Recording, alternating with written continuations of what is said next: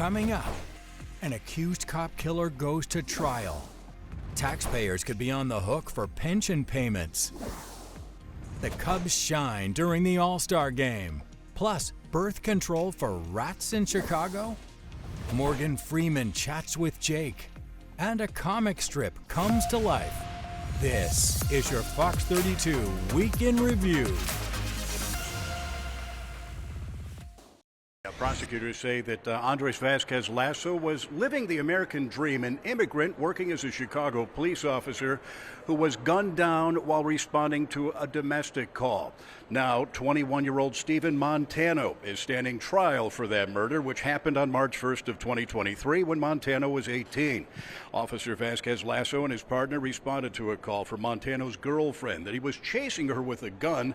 Prosecutors say Montano was running towards a playground in the 5200 block of South Spalding when he exchanged gunfire with the officer, who was mortally wounded but still able to shoot Montana in the head. Today, the wife and family of the fallen officer arrived at the Layton Criminal Courthouse, surrounded by a large number of officers and Gold Star families who also filled that courtroom. After opening statements, the first witness called by prosecutors was Vasquez Lasso's wife, Milena Estepa, tearfully testifying how she learned her husband was killed in the line of duty. Now, Vasquez Lasso came to Chicago from Columbia when he was 18, got a college degree, and had been serving as a Chicago police officer for 5 years. The defendant's attorney said Montano felt cornered, scared, and was running away to de-escalate the situation. They said he was in a relationship with a 37-year-old woman, that girlfriend, who they say psychologically controlled and isolated him. But supporters of the fallen officer here at the Layton Criminal Courthouse say Montano is a cold-blooded killer. The body cam speaks for itself. The smoke and mirrors they're doing up there on the defense end, trying to woe is me, this poor kid's life, none of that has anything to do with why he willingly chose to turn around and shoot a uniformed officer who was trying to arrest him.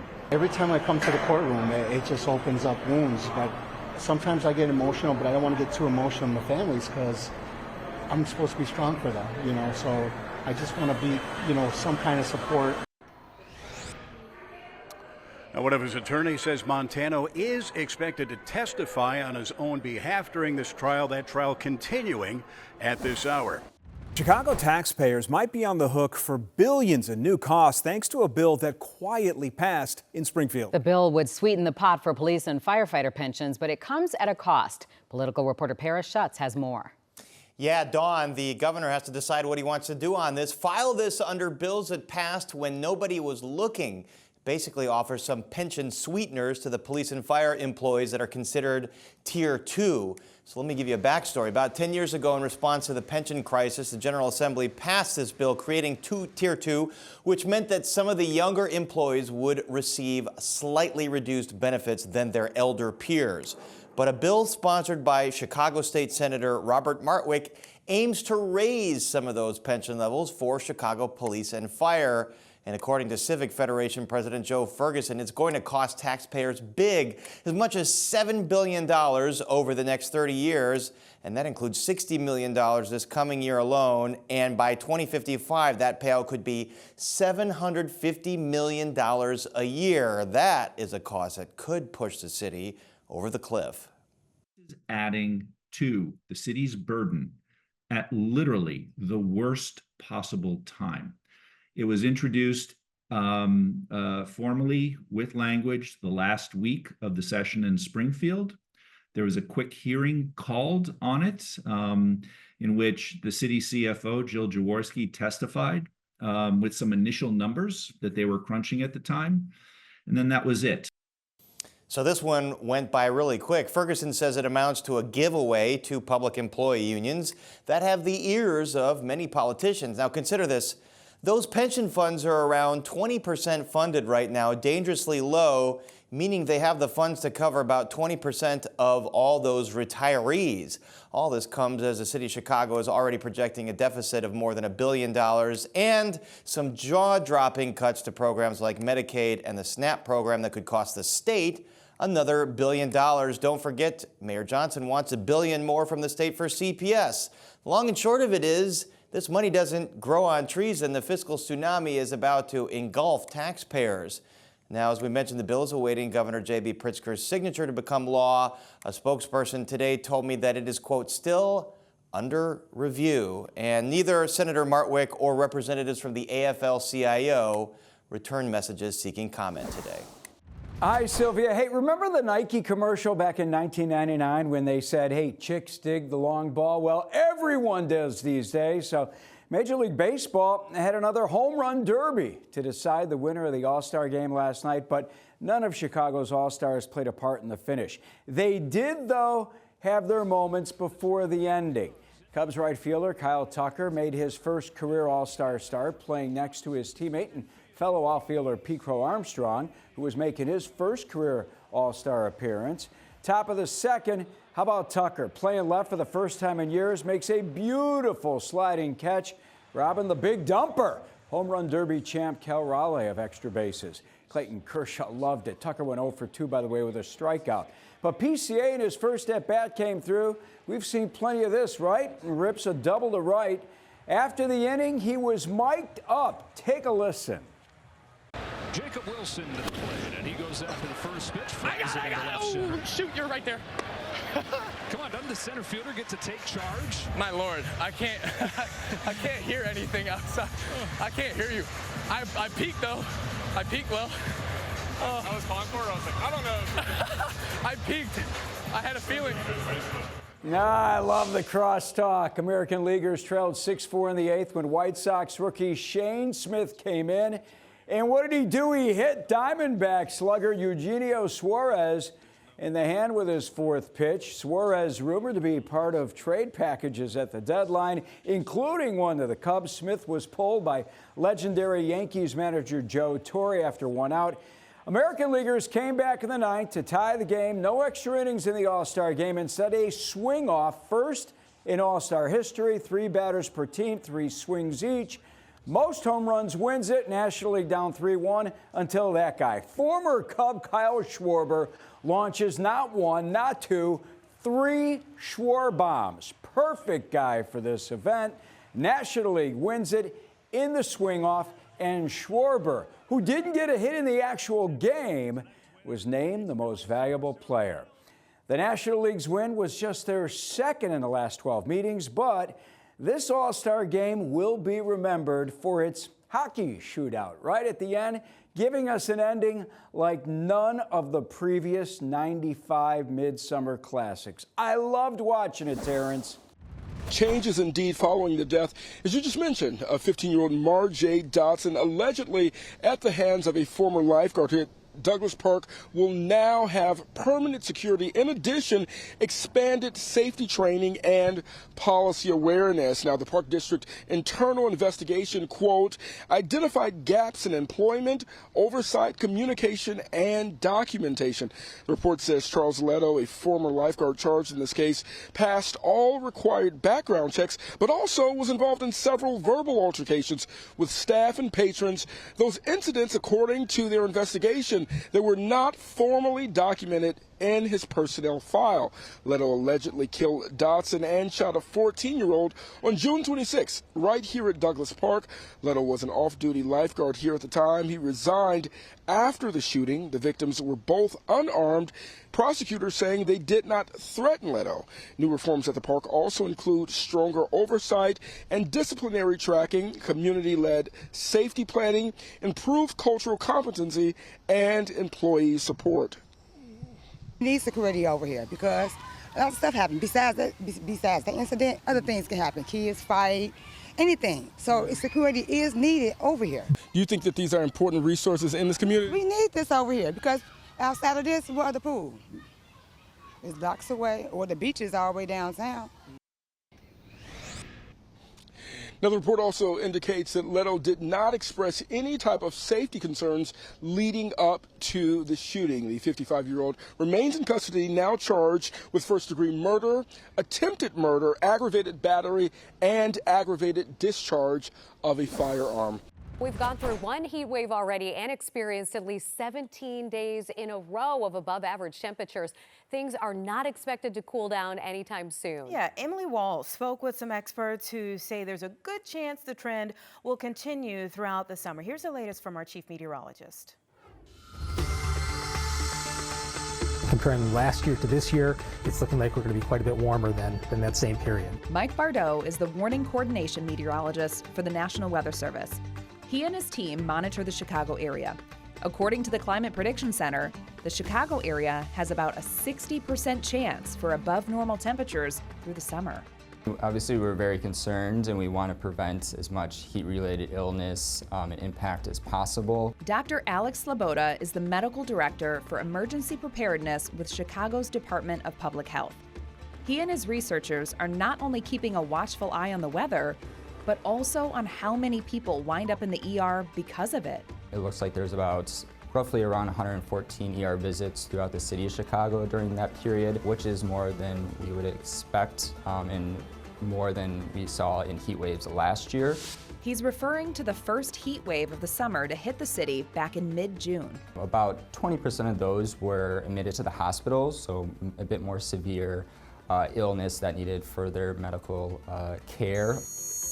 This week marks 30 years since the deadly heat wave from the summer of 1995 that claimed the lives of over 500 people in Chicago alone. With temperatures reaching as high as 106 degrees, the Cook County Medical Examiner's Office needed extra refrigerated trucks to store all of the deceased. A lot of progress has been made. We see the numbers and the metrics even since the beginning of the 2000s. Like, we've never seen anything like that since then, thankfully. The 1995 heat wave, being as deadly as it was, brought a lot of lessons learned and a lot of changes, honestly. Following that tragedy, Bardot says the National Weather Service worked closely with the City of Chicago and other partners to instill some of those changes, like developing heat-related safety plans. Thresholds were set for issuing what we now call extreme heat warnings, looking at the level of the heat and humidity called the heat index, the duration of certain values, and using that as a baseline for issuing basically warnings to give people a heads up that, hey, this is going to be significant, you need to take preparations, you need to take precautions. Bardot says another big change following the 1995 heat wave is more direct communication.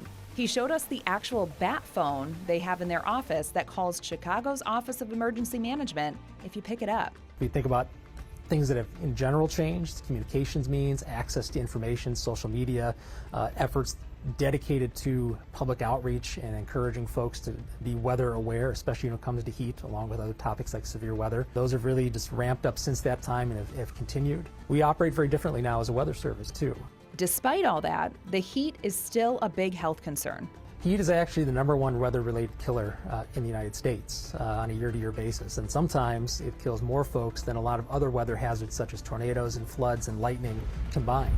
The temperatures in Chicago are getting higher, so this is something where the heat exposure itself, the problem is going to get worse, so we have to continue to work on mitigating those effects. And when we do get these severe heat advisories, we got to make sure people in Chicago are prepared and aware. That's why Sloboda says the Public Health Department tries to educate the public about the health hazards of heat through social media and other outlets. It works with other city departments as well to keep people safe during extreme summer heat. Providing these cooling centers is a big part. They take place at different DFSS centers, public libraries, park districts, among other city locations, which is a big program that the city does. We also have the 311 service that serves a lot of social needs. Heat isn't the only concern for the summer months. So is severe weather. I would not be surprised if we had a pretty typical, if not more active than usual July as far as severe weather is concerned as well, because of the storm track kind of moving over the eastern Midwest, as well as the abundance of the heat and humidity that is fuel for those thunderstorms. Trent Ford is the Illinois state climatologist. He says the heat can increase severe weather if it combines with the right elements, like humidity, and if conditions are right in the upper atmosphere. We saw some pretty severe weather here last summer, back on July 15th. Unfortunately, northern Illinois is sort of the hot spot for derecho frequency climatologically in the U.S. and really globally. It's not rare to have a derecho per year. That being said, not every derecho looks like last year. That derecho produced 48 tornadoes just in Illinois. Of those 4 dozen twisters, 32 touched down in the Chicago area, 11 in Cook County, and 4 in the city limits of Chicago, all in a single day. Most are a little bit tamer than that. So that type of high-level event is almost impossible to predict this far out. Ford says what makes Northern Illinois a derecho hotspot is simply its location and the timing of the season. July and August together are the 2 hottest months of the year, so it's going to be warm. And it's going to be humid because we can see that the way the jet stream is forecasted, it's active weather season in Chicago. Every season is active weather season in Chicago, and we just need to be weather aware. And just as you would for severe weather, the National Weather Service recommends that it's important to have a safety plan in place for hot weather as well. So that means make sure you have the extra water, extra food on hand, making sure you have a plan in case you lose power or your air conditioning goes out. So you want to know like where you can go cool off, stay with a family or maybe friends, or go to a local cooling center. Because as Mike always tells us, you know, even just a few minutes inside air conditioning can mean the difference between life and death. Coming up, the plan to give rats birth control in Chicago. Rare coins from an anti-slaving ship found. And rookies get ready to hit camp for the Bears. Rats, the city now taking new action in its fight against the critters. A Northside alderman launching a pilot program using rat contraceptives. Tia Ewing has more on how it's going to work. If you thought New York's pizza rat was wild, wait till you get a bite out of this Chicago rat story. It's the rattiest city in America, allegedly. The 43rd ward rat problem is high. I think it's because we're a denser ward. We're smaller by acreage than a lot of wards, so people live on top of each other in a lot of different ways. Chicago has topped the rattiest list for 9 years straight. 43rd Ward Alderman Timmy Knudsen says it's time to stop the breeding frenzy. His solution, birth control. We're doing it with the city. It's going to go over the span of a year. These pellets and the contraceptive effect take a little bit of time to go into impact. There will be 3 control blocks, 3 experiment blocks. The rat contraceptive will be deployed on designated test blocks, with researchers comparing outcomes to nearby control blocks where no birth control has been used. Technology will also play a key role in tracking rat activity. There are going to be scientists from the Lincoln Park Zoo who are watching the camera footage to see how the rats are interacting with the pellets. We want to make sure that what's been shown in other cities is the same here, which is that the rats don't start avoiding the pellet. Now, a similar pilot program launched in Bucktown and also Wicker Park. That was back in April, with results expected by the end of this month. The pilot program in the 43rd Ward will start sometime in early August. Non-toxic pellets will be used to curb rat reproduction without killing the animals or harming local wildlife. $40,000 was privately raised to make the pilot happen. A lot of constituents have had issues with rats. It impacts Chicagoans' quality of life.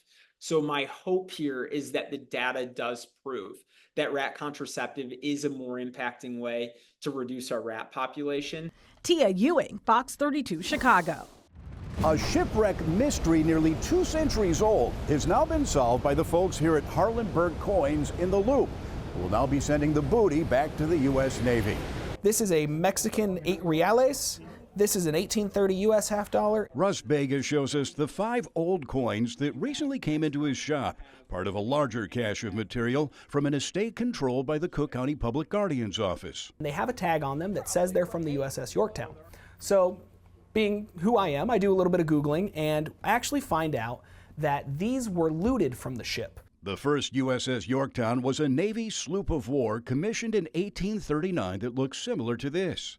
In 1850, it was on patrol along the African coastline to stop slave ships. Slaves were not allowed to be brought into the country anymore, and so to that end, the U.S. actually did do a fair bit of anti-slaving operations in the Atlantic. But the ship hit a reef and sank. The crew was rescued, but the Yorktown and its belongings sat at the bottom of the ocean for 150 years, until a Portuguese company discovered the wreck in 2000 and began salvage operations. There is a law that was passed in 2001 that essentially says American naval vessels, no matter where they are U.S. soil, and when they sink, they're still property of the United States government. So the Navy is very interested in recovering pieces like this. The Navy's History and Heritage Command has already recovered some of the Yorktown's loot that was being auctioned in London. Now, these 5 coins from a Chicago area collector will be reunited. These are going to be returned to the Navy in the next week or so, and they should go on display in the museum in Washington, D.C. with the rest of the artifacts from the USS Yorktown. Vega says the Navy was surprised when he reached out to report what he found, which is probably worth about $1,000. We've been in business for 60 years, and we've made our name in honesty, integrity, and also making sure that important pieces like this can be enjoyed by more people. If this gets one person interested in collecting U.S. coins or collecting world coins, I think that pays dividends. The Navy will not be taking any action against the person or the estate that originally obtained the coins. They consider it, if you will, water under the bridge. And if you're feeling as if your allergies may be acting up worse than usual, or you find yourself coughing a lot, maybe losing your voice, those Canadian wildfires might be to blame. Yeah, they've had a significant impact in our area. In fact, the Illinois Environmental Protection Agency has issued yet another air quality alert for the next couple of days. So joining us to discuss is Dr. Brady Scott with respiratory care at Rush University. Thanks for joining us. We appreciate it. Thanks for having me. Okay, so let's just talk about everybody, and then we're going to focus on those who are sensitive. But in general, tell us what happens to breathing when we are taking in this residual smoke? How does it impact our lungs?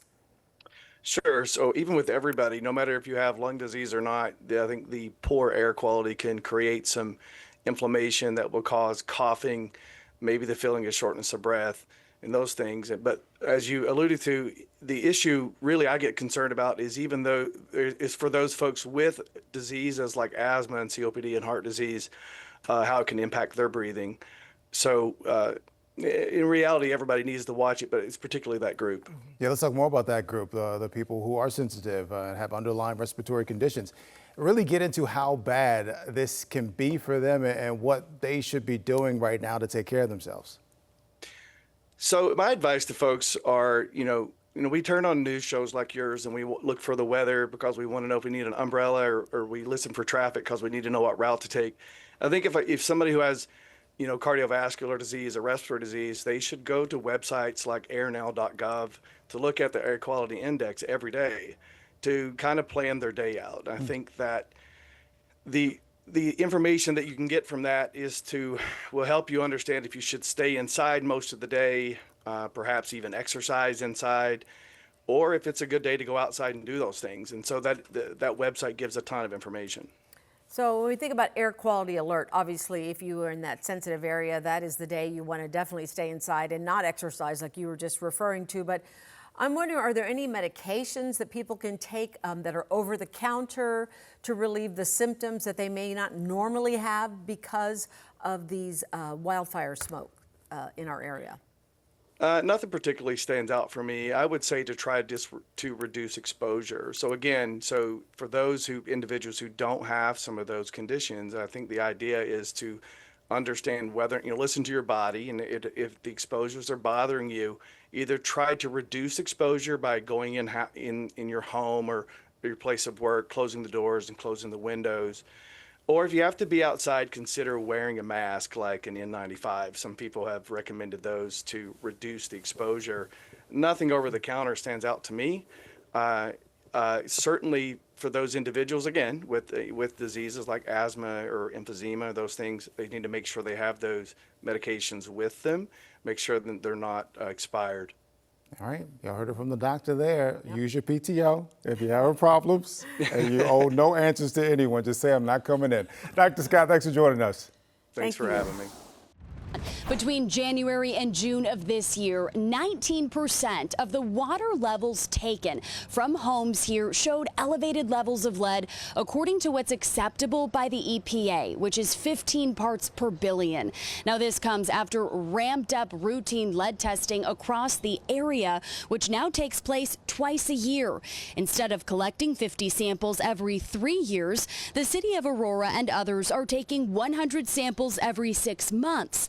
Affected homeowners here in Aurora have been notified immediately, and the city is replacing lead lines on a rolling basis.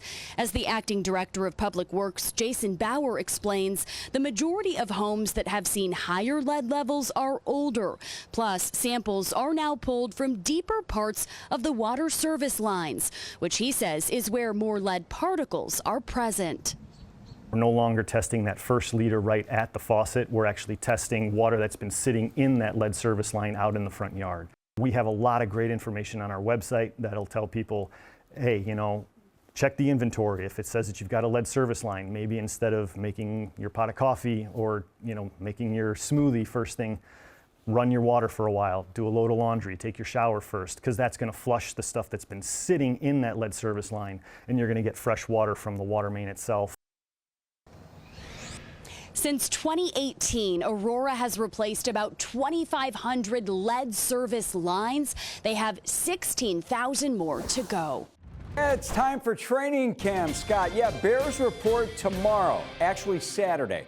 And two of their 3 second-round picks will be there. Tackle Ozzie Trapillo and defensive lineman Shamar Turner. Both agreeing to contracts. Second-rounders finally signing deals after waiting to see how much guaranteed money they could all get. Now, Shamar Turner's contract is worth $7.2 million.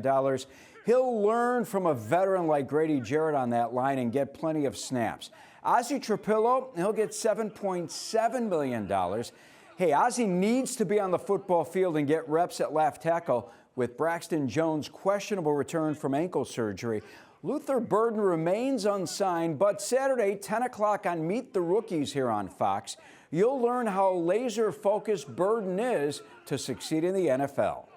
We have a slogan here at Mizzou, something to prove, and I think he walked in with that kind of mindset. He was a guy that wanted to basically blaze his own path and decided to choose Mizzou ultimately to build a legacy. When he got drafted, we was on the couch and he was in my arms like a little baby. That's what you've been working so hard for. He worked hard to get where he at. He worked hard. You couldn't see his eyes on draft day. I seen that look before. Like, he was upset that some of the receivers went before him. He got that chip on his shoulder now. Just watch what I'm telling you. You watch what I'm telling you. I can't wait to watch it. Bears quarterbacks report Saturday to training camp as well. Caleb Williams will feel the heat, and I'm not only talking about the heat from pass rushers and summer heat. Ben Johnson's demanding, intolerant of sloppy play. Fans expect Williams, with the offensive-minded head coach and new offensive line, to deliver. Cassie Carlson and I have our own expectations on the offseason. How do you dictate what success is for Caleb Williams? Is it record for the Bears? Is it passing yards, touchdowns, interceptions? What is it? I think it's both. I really think it's passing yards. I think it's numbers. I think it's numbers, and it's wins and losses. The kid has shown me that he's Teflon man. After what he went through last year, and I was looking back at his numbers, folks, and there were 5-6 games in which he put this team in position to win. In the fourth quarter, Caleb Williams was money. His quarterback rating in the fourth quarter was second best in the NFL. I have confidence that Caleb Williams, given the talent he's now been surrounded with on offense, the head coach that he has, even if they struggle early on, even if he has a tough time, he will work harder than anyone else out there to turn things around. Coming up, Morgan Freeman's Blues Experience comes to Ravinia. We count down the creepiest dolls and a peek at the Rosco Village Burger Fest. Welcome to our Symphonic Blues Experience, a unique combination of classic orchestral sounds blended with the emotion and authenticity of the blues. Probably got the most iconic voice in all of Hollywood, right? He is known as one of the greatest actors of all time.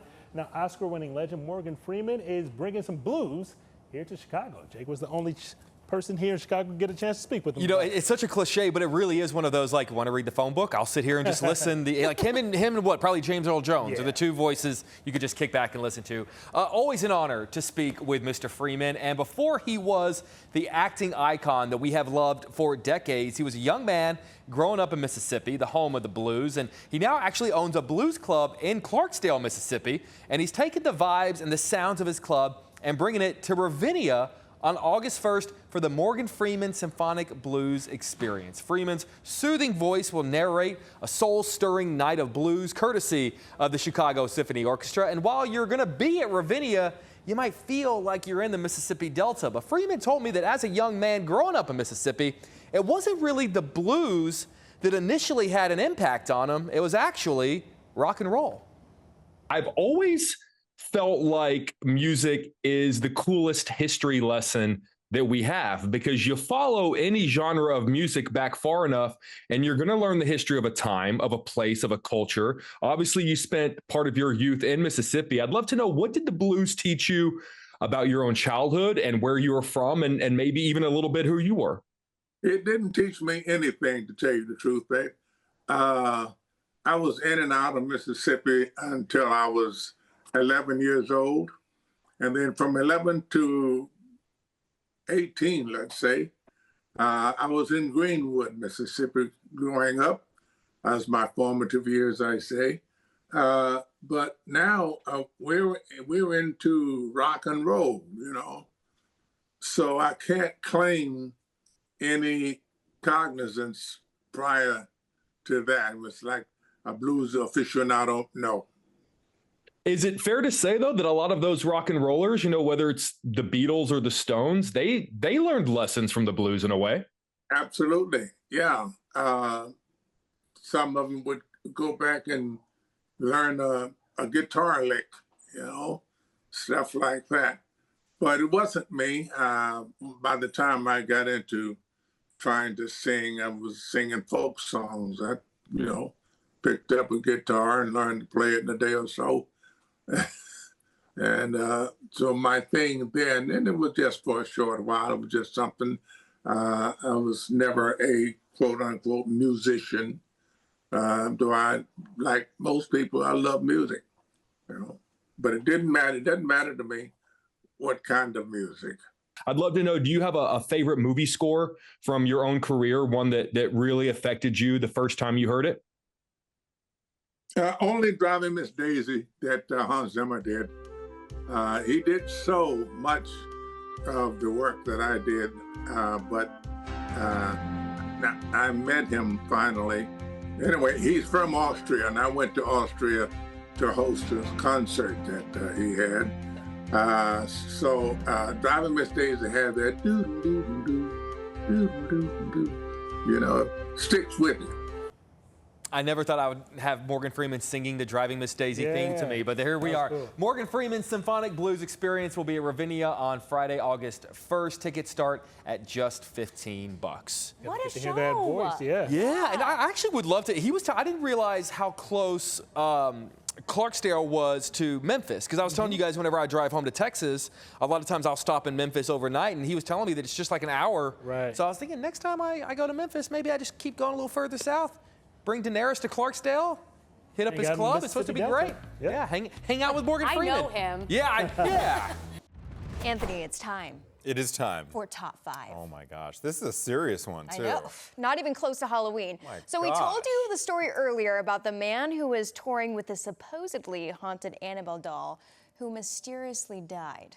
We are waiting for this is serious stuff. We are waiting for the cause, but this happened while he was touring with the doll. So that got us kind of thinking this morning, all right, haunted dolls, haunted objects, and we're gonna take a look. This is a thing. Top 5 haunted dolls. And we are not responsible for nightmares, okay? Parents, heads up. Yeah. Close your ears, Yes. cover your eyes. At number 5, Robert the doll. Robert was made in Germany sometime around 1904, so he's an old guy. A man from Ohio bought Robert to take home to his grandson. That's when the fun, quote unquote, began. Robert supposedly moved around the house on his own or changed his facial expression. And if you really don't want to sleep, listen to this, Anthony, he also tended to giggle. Oof. Horrifying. Oof. Also, the story goes, if you don't respect Robert, he will cause you some type of misfortune. If you want to see Robert, I don't. He's on display at the museum in Key Yikes, West. that's a creepy story. Reminds me of The Ring, where if you see the video at the beginning of The Ring, it's like that. So anyway, hopefully that doesn't happen today. I know. Number 4, Mandy. Now, she didn't cause problems until she was given to a museum in 1991. She did not like the transition, okay? Staffers say when she was donated, they left her in a lab overnight, and the next day, they came back to find the place completely ransacked. They described it as looking like a child had had a temper tantrum, so they gave her a stuffed lamb to keep her company, and it ended up outside her case. She is on display at a museum in British Columbia. So why did they put her on display in the first place, though? I mean, don't know what these museums are doing here. Little doll. Robert, Mandy. Number 3, we're going down under for Let Me Out. The doll was found under a house in a town with the most Australian name of names, Anthony, Wagga Wagga. Wagga Wagga. I don't have a good Australian accent, nor do I have any other kind of accent in my tool belt. As you might guess, the reason he's called Let Me Out is that's what people say he says at night. His owner also says he thinks the doll walks around after everyone's gone to sleep and people get sick around him. Okay, we're going to number 2 now. Peggy. Take a look at Peggy, everybody. Peggy was given to a British paranormal investigator by someone who said that the doll was ruining their life. The investigator then claims that people who just saw pictures of Peggy started getting chest pains. What does that feel? No, or would faint. I'm not looking. Gabby's not even looking directly at the screen here. Peggy is currently locked up in a Las Vegas museum. Look at her if you dare. The annual Burger Fest set to kick off in Rosco Village today. There's going to be plenty of music, arts and crafts, and of course, burgers. Joni Lum is live in Rosco Village. Joni, I'm so happy when I get to see you on stories like this one.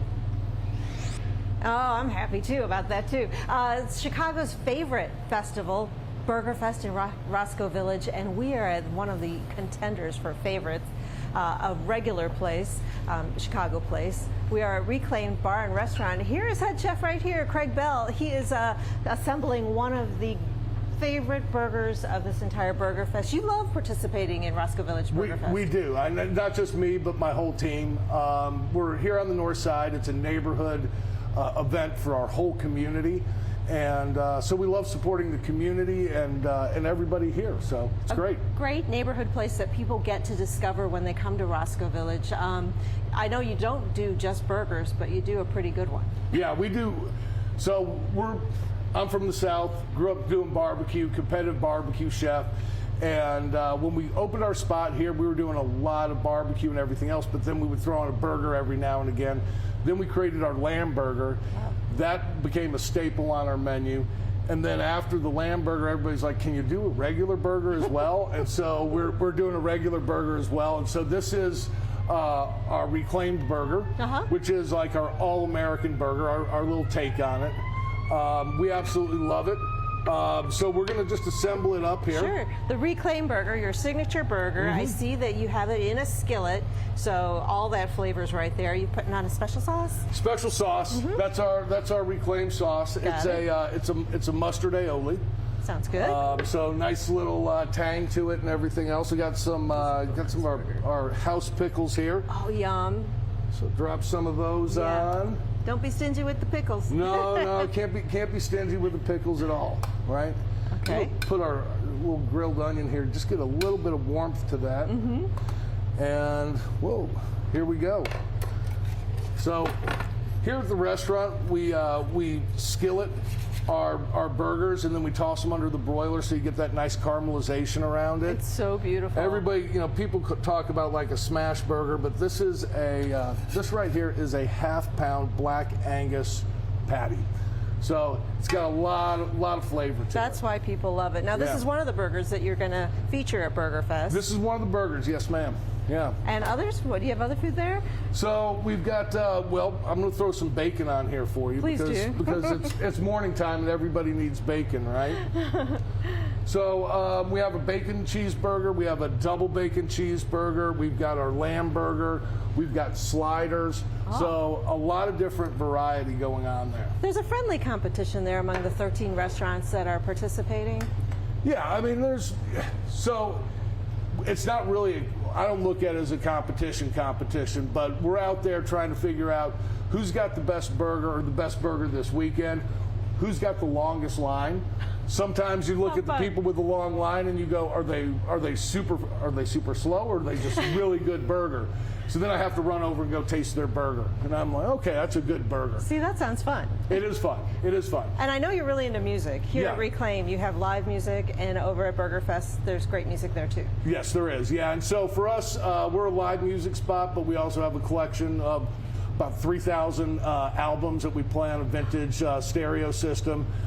So, one of the great things about Reclaimed is good music, good booze, and great food. Coming up, a comic strip comes to life. The Lionel Messi Experience on the North Side. And experience the apes at Brookfield Zoo. A new art exhibit makes you feel like you've stepped right into a comic book. Roseanne is in Glen Ellen to show us all about it. Yes, this is an immersive exhibit, and it's all about manga. And those are these black and white comics that are so popular in Asian countries. And now this exhibition on Hokusai, who is basically the father of manga, is here at the College of DuPage at the Cleve Carney Museum. I have a couple of people who are behind this part of the exhibit within the exhibit. I have Vanessa Vu and Kevin Yu to tell me more about it. Kevin, tell me about manga, the history of this. So Hokusai, the father of manga, we not only have his original print at the exhibit this time, we also recreated his love for manga.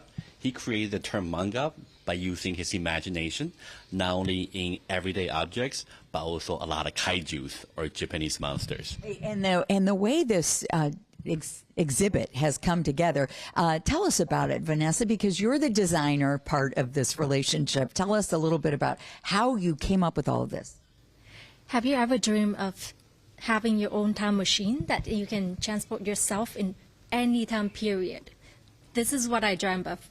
When I was a child, I read this manga called Doraemon, and he has a time machine that can transport him anywhere he wants to, and a door to anywhere. So I want to create a time machine and a door anywhere exhibit for you guys. And then I love that it's so immersive. You can sit in it, you can touch it, you can take pictures. Absolutely. So at the center of area, feel free to grab a manga. This center area is a room recreate our childhood memory. Go to a manga bookstore where you can get snack in the front and go to library in the back to read mangas. Because manga and anime is huge now all around the world, really. Absolutely. It's not only a huge part of our childhood growing up, but a modern art that a lot of audience appreciate, not only in art, but also in movies. One of the art that we created, inspired by a comic called Demon Slayer, is going to be made into a movie in the next 3 summers. And we're just so joyful to be able to share our love for not only our childhood, but the modern art of manga with the community. And you can step right into this immersive world of manga and anime here again at the Cleve Carney Museum at the College of DuPage. Thank you both so much for joining us this morning. And I will toss it back to you in the studio. Welcome to the Messi Experience. It's immersive. You can feel the crowd and enjoy the greatest athlete of all time, pretty much. We have Sebastian Dirks with us. He's our guide for this. What a big exhibit, number one, but it must also be very popular. Yes, we just opened a week ago, so we're very excited to bring this to Chicago fans of all sports, really. But as you said, he's probably one of the biggest athletes globally right now, and very exciting to be able to share this opportunity with every fan of the sports. As you said, family events for everybody, from little fans to lifelong fans of the sport. So super exciting. It must be a learning thing, too, to learn that he was just a little boy playing soccer in Argentina and then turned into this global superstar. Yes, and this is exactly what this teaches you and tells you about his story, that it wasn't easy for him. We all see him now as a superstar, but you can see his journey throughout his life and his career and the ups and downs, and it's a very positive message, particularly for young athletes and kids, that it's not easy. You have to practice resilience. So very interactive, immersive experience for the whole family, and we'll see from the beginning once he wins the World Cup and then his journey to get there. So it's very cool, very good experience. It must be for little soccer fans in Chicago. This is like the only American city where you can do this. Yes, exactly. And we can go in if you want to in a second now. Messi greets us and everybody as you go in and step into his world. Awesome. And then basically we'll be able to experience the winning of the World Cup and how he's celebrating at the beginning of his journey, winning the World Cup. I imagine that just seeing him and his image is pretty exciting for the fans who are entering this park. Yes, exactly. He greets us personally. He tells us the story that we're about to see, and then we step into one of my exciting, most favorite parts, which is the parade when he wins the World Cup. Come on in, because this is exciting. Once you go up this little ramp here, you are part of the parade, the World Cup celebration, and it's moving, and it makes you feel like you are on one of those double-decker buses. This is just transition to the historical part about Messi's career. Yes, exactly, and it's, as I said, it's very interactive. Everybody can feel the emotion that they felt on the finals of the World Cup, and then you go into his life. You review his room, you get to see his bedroom. Kids love that part because there's images of him. Everything is actually to the size, so it's very, very cool historical things. But you can see how he started to train when he was little, and then he went into, obviously, his training career in Barcelona and everything that happened after that. So amazing, very amazing. uplifting. It sure is, and you can feel the excitement in here. Sebastian Dirks, thank you so much for showing a little part. You know, this is a big place, so you get to see all those rooms, be immersed in it, and of course, kick the ball a little bit as well.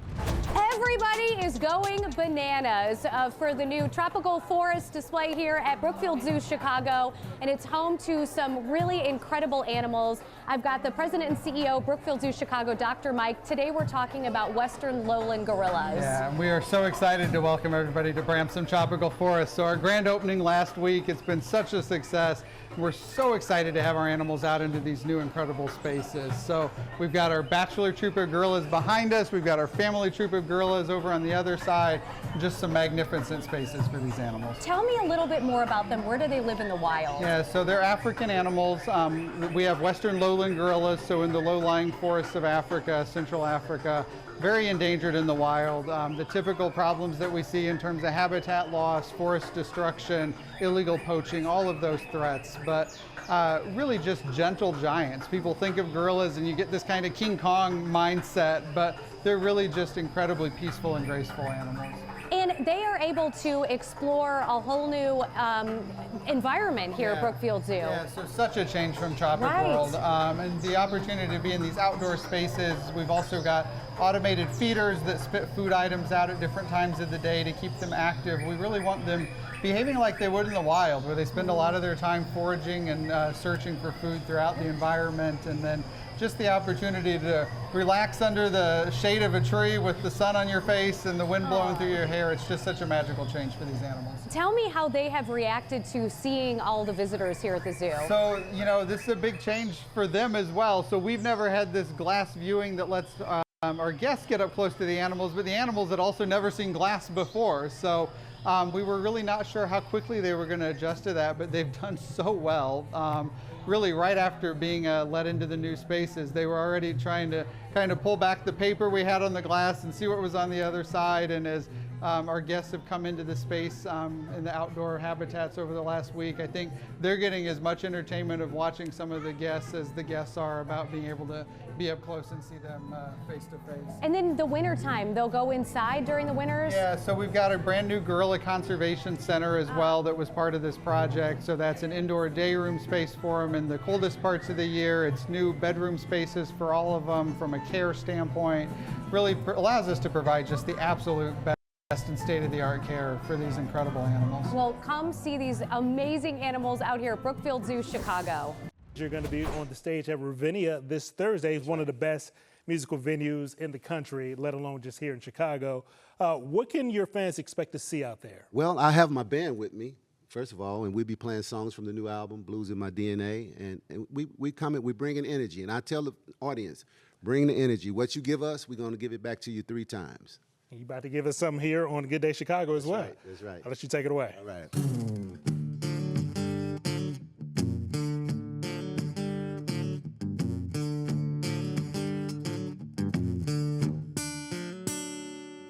I was born in a ghetto flat, protected by the man above. Didn't know we had no money, 'cause we were rich with pure love. Trying to stretch one meal to last us the whole week. Stomachs was growling, but tears was falling down my mama cheek. I never felt except that from the other side of the track. My looks wasn't that privileged, I had to learn to live with that. But I'm not complaining, Lord, I'm just explaining. I got the blues in my DNA. Oh yeah, oh yeah.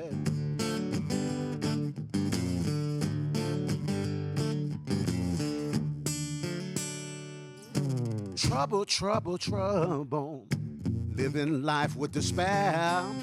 I came a long, long way just to get right here. The hustle is on in the streets, y'all, of my neighborhood. Corrupt politicians, crooked cops, all up to no good. Paranoia got my head on a swivel as the bills keep stacking tall. I'm trying my best to stay legit, y'all, with anxiety pitfalls. But I'm not complaining, Lord, I'm just explaining. I got the blues in my DNA. I got love in my blood, blues in my DNA. I got love in my blood, y'all, blues in my DNA.